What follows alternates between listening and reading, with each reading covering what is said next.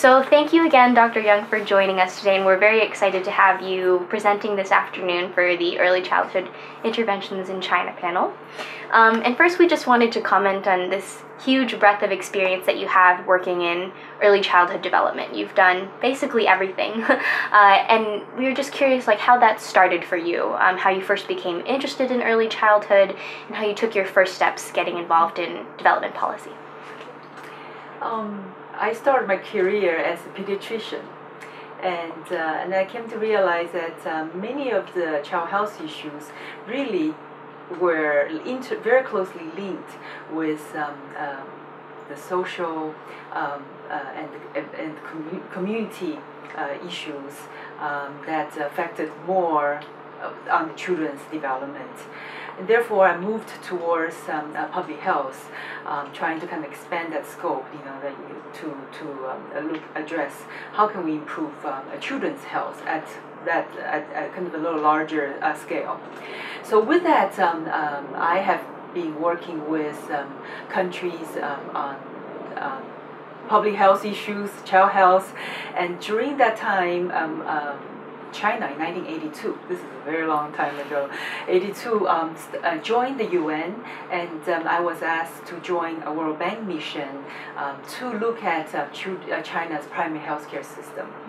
So with that, I went through one project in designing China's primary healthcare, rural health reform, and I've done many of those projects until 1994, when there was a seminal article that came out by the Carnegie Foundation, Starting Points, that highlighted the importance of not just health, but not only nutrition, but stimulation, the synergistic effects of those ingredients on children's development.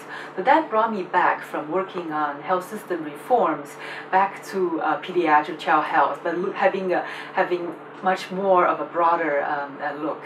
So that since then, for the past 20 years almost, I've been working on looking at how do we make a case to advocate for this kind of synergistic effect or importance of investing in young children, and also collecting increasingly the evidence base to make that case, to convince our client, the World Bank. At that time I was at the World Bank, or to make a case for Minister of Finance, why it is important when investing in human capital versus investing in highways and cement factories. So that brought me back to, retired 2 years ago. So I've been doing more and more of capacity development. I think we now have tremendous knowledge base about why it's important to invest in young children. We have this convergence of science, neuroscience, epigenetics, economics, social science, to make a case. But then we need to know, we need to kind of close the gap between what we know and what we do. And I think that's the challenge that we face. And then in that sense, we need to learn how do we scale up projects under various contexts, under different country contexts, to be able to take what we know from pilots, from small-scale programs, to a larger, scaling up to a whole country. So that takes me to today. What we've been doing, with at a much more kind of country by country basis. How do we, what can we learn, and how can we scale up? I think that's a perfect segue almost into the next question. And you mentioned this seminal article by the Carnegie Foundation, and I would say that the 2007 series that you co-authored in The Lancet is also now a seminal article that really evaluates where we are in early childhood interventions. And in that article, you along with your co-authors, assess that we now have a very clear rationale for why it's important to work on early childhood. And what we need now is for governments and organizations to act. And so it's been about 6 years since that article. And do you think that we have made certain strides, and what are the shortcomings of the progress that has been made? We made a case to quantify, number of children and the magnitude of problems. We identify which region that those children are, and the importance of scaling up, for the government to address issue. So government have kind of started putting child policies in place. However, having a policy is still far away from actually investing in that program. So I think this is what I see the challenge, and I mentioned earlier, the issue about scaling up. We know ECD is important, but how do we do it? How do we then take, integrated project investment into, just moving from a smaller, one region, one province to a countrywide basis? So that's what I see the challenge, is that kind of translation coming up with the know-how. How do we then do it? How do we then scale up?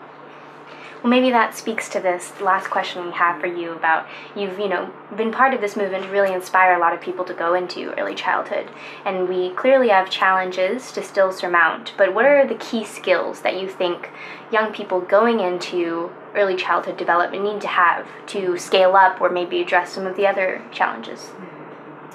I see here, from what Professor Heckman's done, has really kind of helped tremendously for us, practitioners, convincing governments. And so, there is that economic case to put investment in human capital or human resources vis-a-vis highway investments, cement factories, all that. And we literally have used that kind of economic argument to convince Minister of Health. So Health or Ministry of Finance, most importantly, because that's where they will decide where to allocate resources. So I think in this area, I really congratulate your School of Economics and the Harris School of Government to encourage increasingly more young scholars to go into the field of, to understand that kind of the transdisciplinary science of early child development, bringing the biological science with economics, and be able to help contribute this kind of evidence base on doing assessment, doing evaluation, country by country, or helping country to develop capacity. Because that's what I think is important for country to say, well, we have data, and we need to have that convincing argument for our own case, not just kind of using what is available here in the U.S. or in some of the other developed countries. So that's where I see that there's a tremendous potential and tremendous need for that aspect of evaluation, the capacity to help us push this the case by case to further. Great. Thank you so much.